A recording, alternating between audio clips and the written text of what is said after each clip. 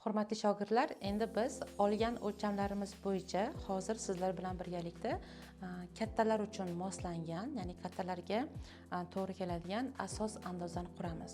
Albatta bu yubka asos andozasi deyiladi. Bu yubka asos andozasi bazis to'r ham deyiladi. Agar bizda bazis to'rimiz aniq bo'lsa, uni ketma-ketligi raqamlar bilan aniq belgilangan bo'lsa, siz ushbu bazis to'r orqali xohlagan turdagi eng qiyin fasonlarni ham bemalol modellashtira olasiz. Chunki bu yubkaning asosi hisoblanadi. Va men bu challenjda shunga qaror qildimki, sizlarga yubka asos andozasini barcha sir asrorlarini o'rgatib va sizlar kelajakda bemalol o'zingiz xohlagan turdagi yubkangizni tikib, ya'ni uni modellashtirib, tikib bemalol daromadga chiqishingiz mumkin bo'ladi. Hozir endi biz yubkamizni asos andozasini qurishni boshlaymiz. Uning uchun bizga furnitura darsda man sizlarga tushuntirgan edim. Bizga nimalar kerak bo'ladi? Flomasterlar kerak bo'ladi va ruchka va uchli qalam. Siz mana bu yerda oq vatmanni ko'rib turibsiz. Men kamerada chiroyli ko'rinishi uchun mana shu oq vatmandan foydalangan holatda hozir sizlarga asos andoza qurishi ketma-ketligini ko'rsatib beraman. Mana shu ruchka, flomaster, qalamlar va albatta lekalni lineykalarimiz kerak bo'ladi. Xo'p, endi ishimizni boshlaymiz. Hozir siz ekranda ko'rib turganingiz o'lchamlardan biz asos andozamizni quramiz. Xo'p, bizda bel aylanasi 72 sm va bo'ksa aylanasi 98 sm, bo'ksa balandligi 20 sm, yubka uzunligini biz hozir 60 sm qilib olamiz. Nimaga deganda, hozir biz uzun formatda qurmaymiz, biz kaltaroq formatda quramiz va buni siz bemalol keyin, ya'ni modellashtirayotgan paytimizda buni uzun qilib modellashtiramiz, lekin hozircha 60 sm ga quramiz. Bizda esa yubkaning oldi uzunligi bor, bu 107 sm va orqa uzunligi bor 108, yon uzunligi bor 108,5 sm qilib biz hisoblaganmiz. Endi mana shu o'lchamlar asosida hozir yubkamizni qurishni boshlaymiz. Demak, sizlar bilan birgalikda biz o'lchamlarni ko'rib chiqdik. Endi yubkada ham o'zini o'lchovlari bor, ya'ni unga qo'shadigan pribavkalar bor. Mana ekranda ko'rib turibsiz. Biz ushbu qo'shimchalar orqali yubkamizni bazis to'rini chizishni boshlaymiz va bu qo'shimchalar nimaga qo'shiladi desangiz, bu albatta harakatlanish uchun. Va bu qo'shimchalar agar biz qo'shmasak, yubkamiz tor kelib qolishi mumkin. Shuning uchun har doim ushbu pribavkalardan foydalangan holatda biz yubkamizni bazis to'rini quramiz. Demak, bizda bel chizig'i uchun, ya'ni bel aylanasi uchun 0,5 1 sm gacha ham qo'shimcha qo'shsak bo'lar ekan. Bo'ksa uchun esa 0,5 dan 1 sm gacha. Bel qismidagi pasatka uchun esa 0,5 dan 1,5 sm gacha biz pribavkalar, ya'ni qo'shimchalar qo'shsak bo'ladi. Va mana shu jadvalda yana bitta narsani sizlarga aytmoqchiman. Bu yerda hozir o'zbek tilidagi atamalar yozilgan, ya'ni bel aylanasi, bo'ksa aylanasi, lekin biz andoza qurayotgan paytimizda nimaga aynan ruscha qisqartirmalarni ham kiritganmiz. Chunki bu bilan ishlash anchagina qulay.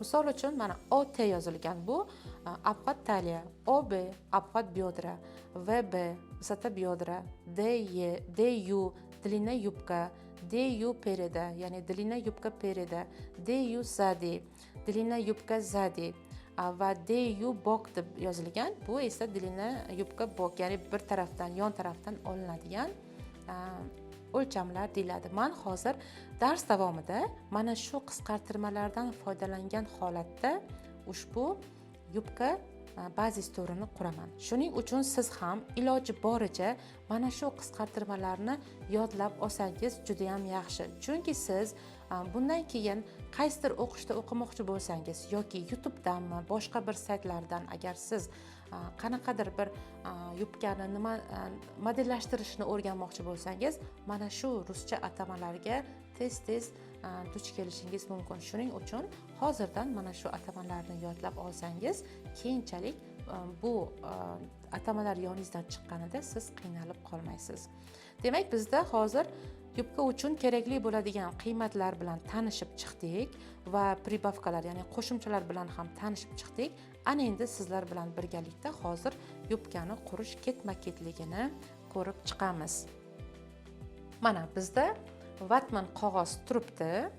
Kerakli bo'ladigan ruchka, flomaster, qalamimiz va mana bu yerda lekalniy lineykalarimiz ham turibdi. Endi bizga hozir mana bu lineykamiz kerak bo'ladi va sizlar bilan birgalikda qurishni boshlaymiz. Xo'p, endi birinchi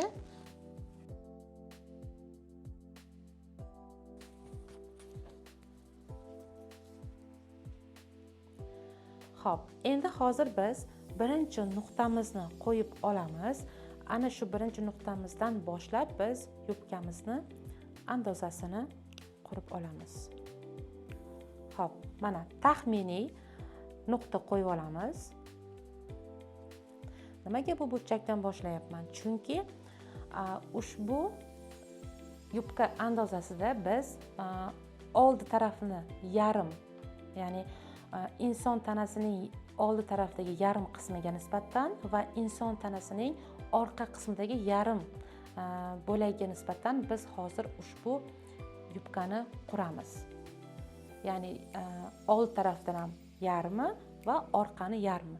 Mana shu hozir vatman qog'ozda oldi qismi ham, orqa qismi ham bitta qog'ozda joylanadi. Mana men nuqtani qo'yib oldim. Bu bizda birinchi nuqta hisoblanadi. Endi mana shu birinchi nuqtadan pastga qarab biz bo'ksa balandligini qo'yib olishimiz kerak bo'ladi.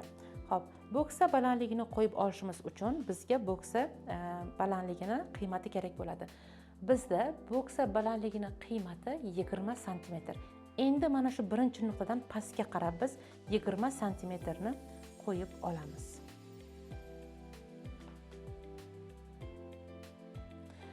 Hozir menda liniya yo'qligi uchun men tekis ishlashga harakat qilaman. Ya'ni menda mana bu taraflar, mana bu qiymatlar bir xil bo'lishi shart. Mana birinchi nuqtadan pastga qarab men 20 sm ni belgilayman.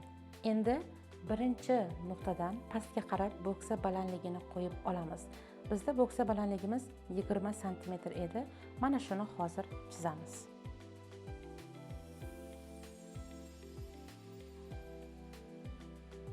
Mana. Bu bizda bo'ldi ikkinchi nuqta. Endi uchinchi nuqtamiz bizda yubka uzunligi bo'ladi. Hozir biz yubka uzunligimizni 60 sm qilib oladigan bo'ldik. Endi yana xuddi shu birinchi nuqtadan boshlab pastga qarab biz 60 sm ni qo'yib olamiz va bu bizda uchinchi nuqta bo'ladi. Hozir menda bu 60 sm yetmaydi. Men yana keyin qo'shib olaman.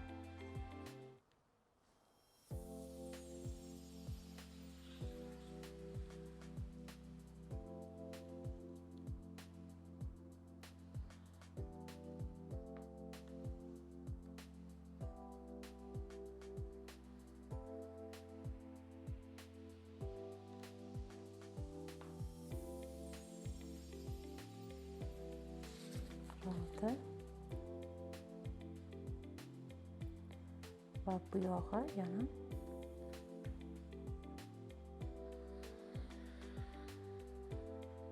mana shu joyga kelib men to'xtayman va bu bizda uchinchi nuqta hisoblanadi. Endi biz 1, 2 va 3-nuqtalarni belgilab oldik. Demak, birinchi nuqtadan ikkinchi nuqtagacha ham bu bo'ksa balandligi, ikkinchi nuqta va 1 va 2 uchinchi nuqtalar orasi esa yubkamizni uzunligi ekan. Endi keyingi nuqtamizni topishimiz uchun birinchi nuqtadan bu tarafga qarab, ya'ni gorizontal liniya chizib olishimiz kerak bo'ladi. Buni biz mana taxminiy chizib olamiz. Tekis qilib, masshtab lineykani bitta afzalligi bor. Mana bu joyida ham chiziqlari bor. Siz mana shu chiziqlar orqali mana bu yerda ya'ni qog'ozni uchidan siz mana bu liniyalarni to'g'rilagan holatda bu tarafni tekis qilib chizsangiz bo'ladi. Hozir demak mana bu tarafdan men bitta chiziq o'tkazib yuboraman.